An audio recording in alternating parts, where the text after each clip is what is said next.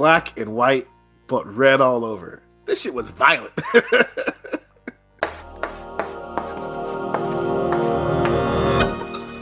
On a dark and somber night, a secret cabal of monster hunters emerge from the shadows and gather at Bloodstone Temple following the death of their leader.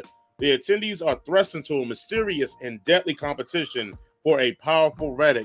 Ladies and gentlemen, that is the summary for Werewolf by Night on Disney, the latest offering from Marvel, I guess, cinematic universe, because I technically, even though it's on TV, it's still in that cinematic universe. It's a Marvel special. And it is in the Marvel Cinematic Universe. It is in the MCU, yes.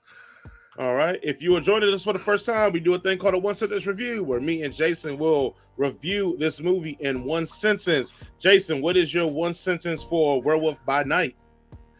Black and white, but red all over. This shit was violent. I agree.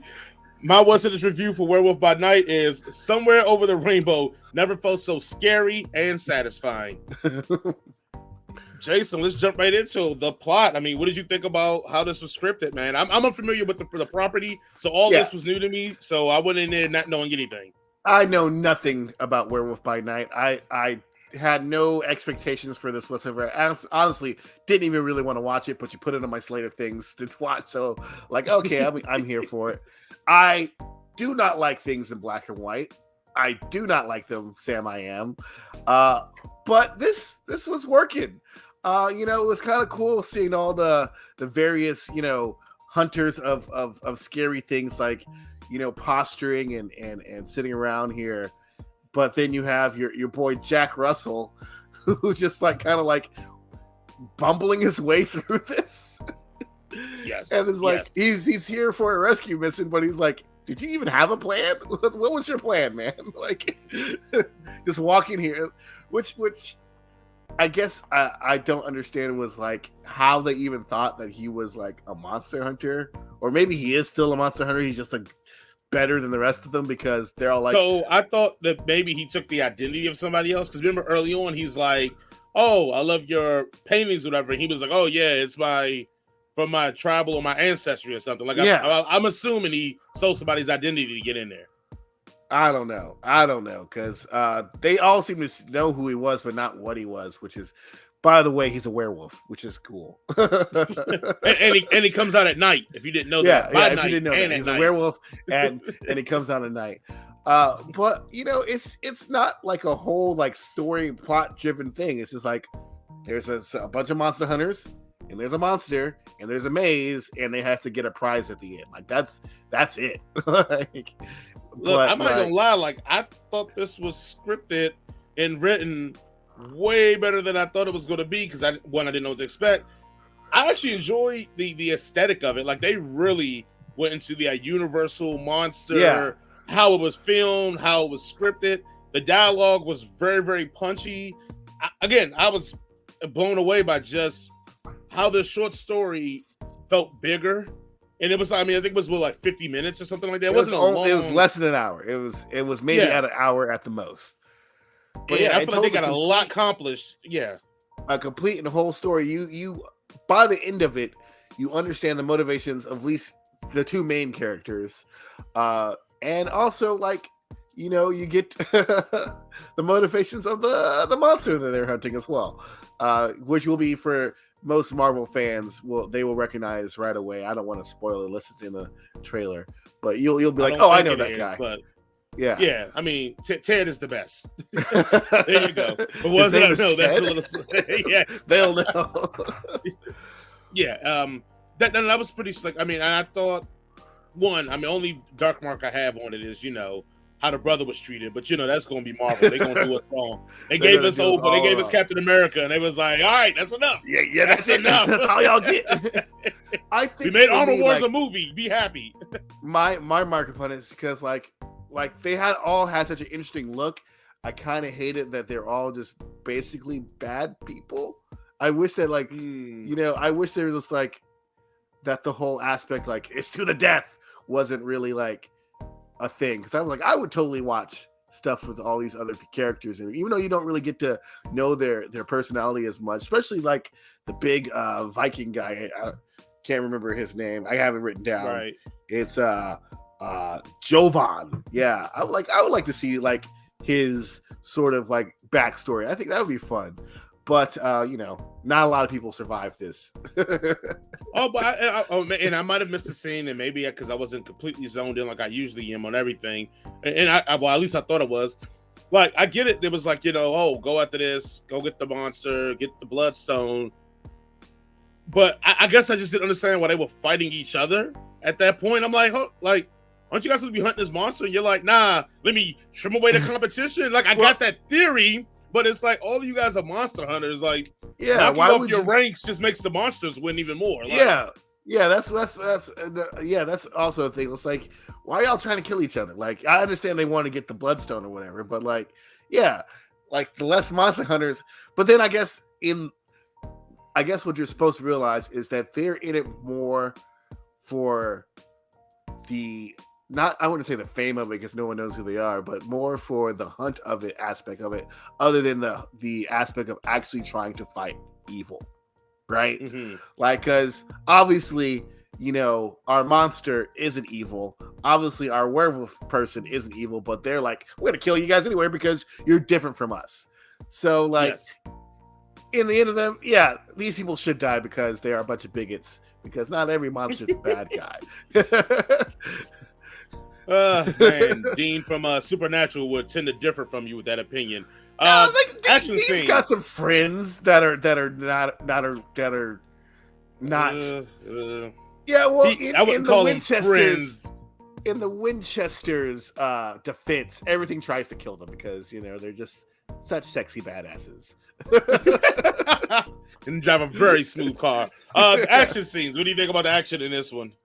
Dude, especially after when they get back to the thing and they actually start fighting with the werewolf comes out, that is probably the most violent thing I've seen Marvel produce, which is always good for me. Like, I thought there's some pretty cool things going on here, and it was definitely like, there's a reason why it was in black and white, because this would not have flown in color on Disney Plus. But the action was pretty solid for a 1 hour long special on a character that most people don't know about. So I thought it was pretty tight. Well, definitely this serves some of the mouse's bloodlust, but also all the Netflix shows are now on Disney Plus too. So I don't know if they're edited. So maybe they're trying to move our sensibilities up a little bit, getting ready for like Deadpool and other things that may honestly be a little bit more rated.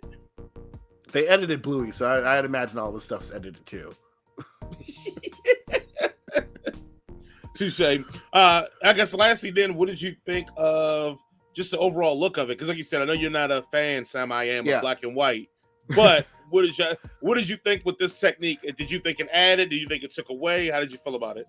I definitely feel like, even though I'm not a fan of black and white stuff, especially now that we have color, things should be in color. We're not, but I feel like I got what they were doing here. It was supposed to be like, this old 1930s like serial sort of thing, and for the most part, it worked.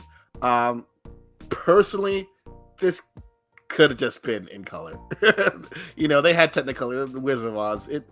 It doesn't really lend that much to the atmosphere, to the story that is in black and white, other than the fact that the Bloodstone is the only thing that you see is red. But it could have just been in color. I mean, I feel like the monster would have been better served if it was in color as well. So the aesthetic, if you like that sort of thing, I'm not going to say it shouldn't, but like for me, it should have just been normal. See, and I think that's why different. Like, I love the black and white aesthetic. I'll admit, when it started, I was like, oh man, this is going to be, it's in black and white. Blah.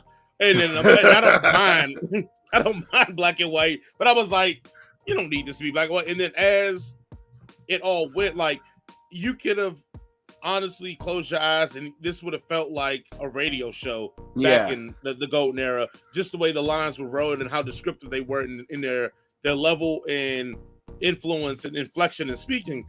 I think the black and white works because I think a lot of the shades of quote unquote gray worked very well for the things that they were doing. Like the maze felt the maze felt more mazy, if that's a word. because it was in black and white. And then even that part, when the cage and he gets out of it in the fight scenes, they did a lot of quote unquote like splash sheet stop, like he's stopping and looking at the camera, snarling, and it's like that effect could have worked in color, but I think it being in black and white really added a certain amount of menace to it that made it feel menacing but also campy.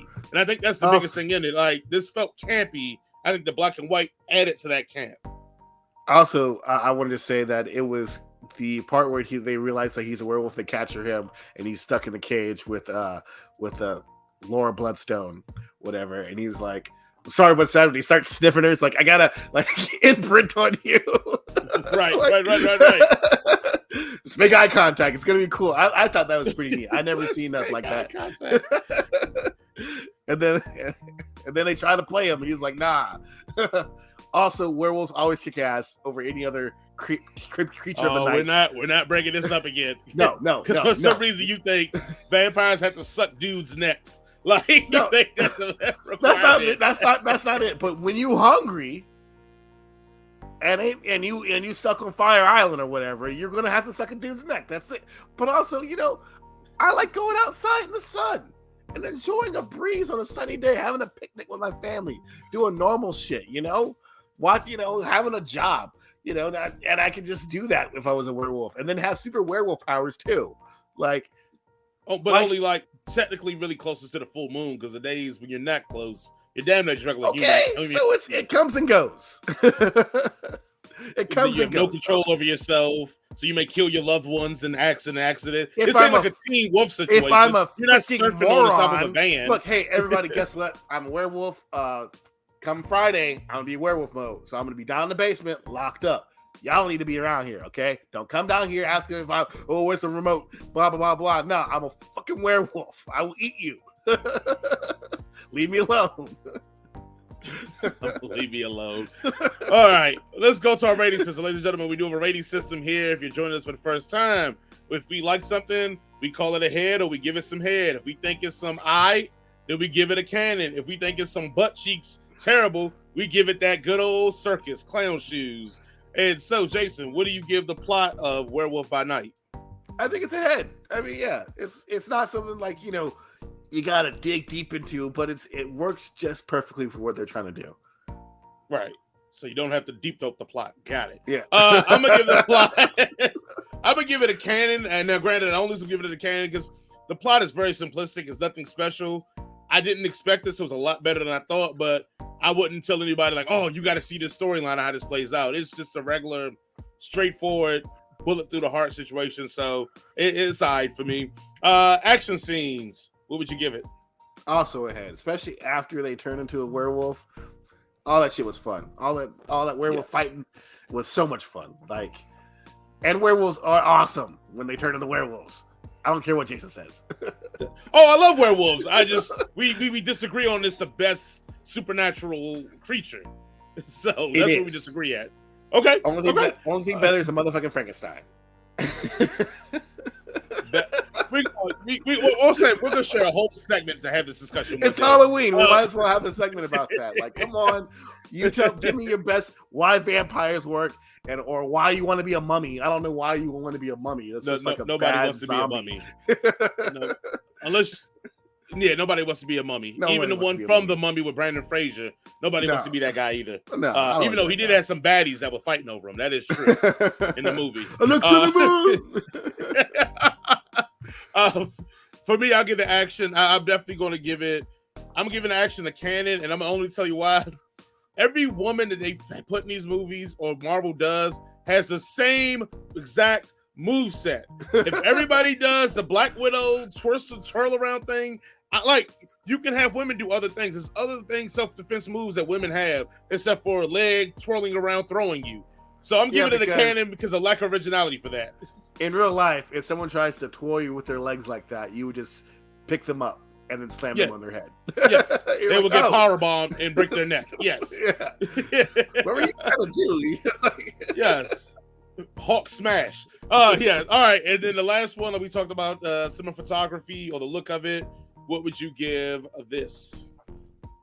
I give it a canon. Only because I don't like black and white. I just don't like black and white. It reminds me of slavery. That's what it is. That's probably what it is. Slavery. The era where there was no TVs or anything. Okay. I'm going to give it a head. I'm going to give it some head. If I see black and white, I'm just thinking this is slavery right here.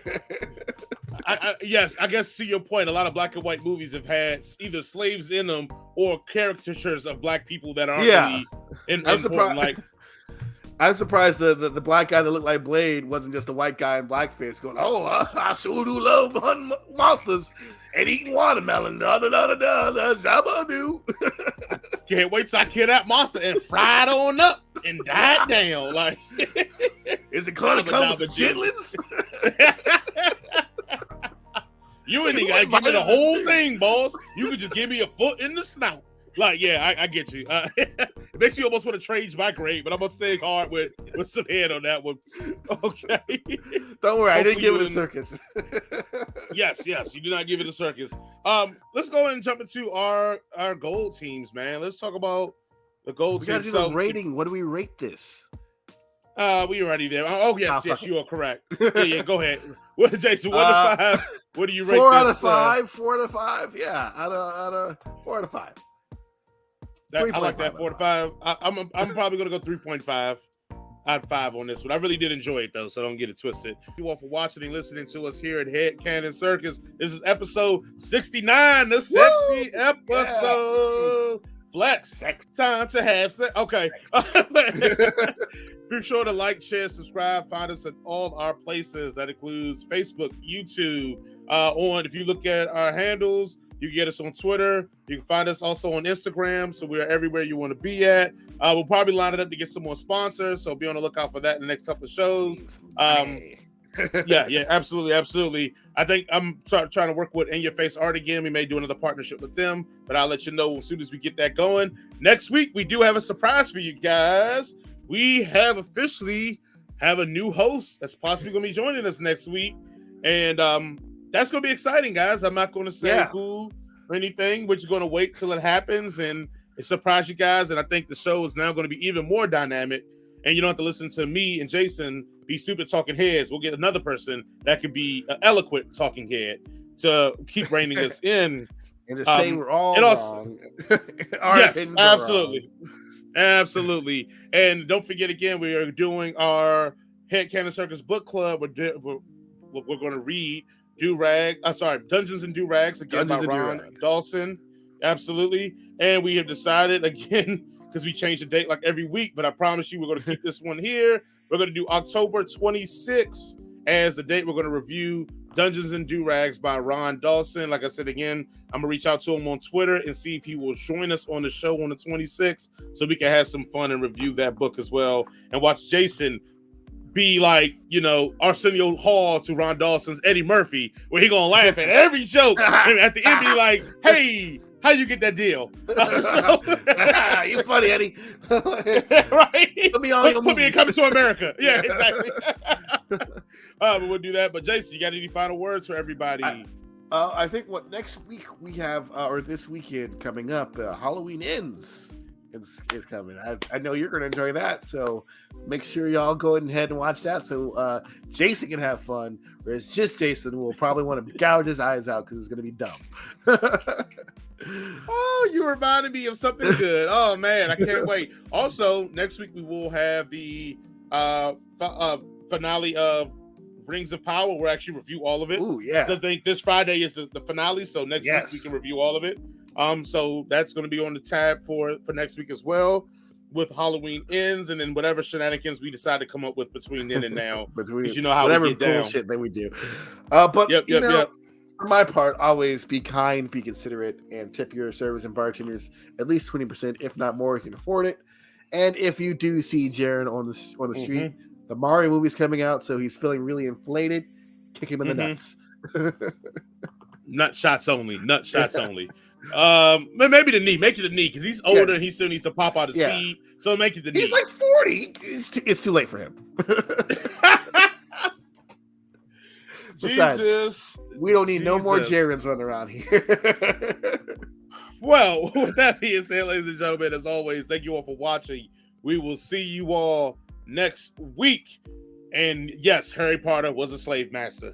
Slave master. He owned slaves.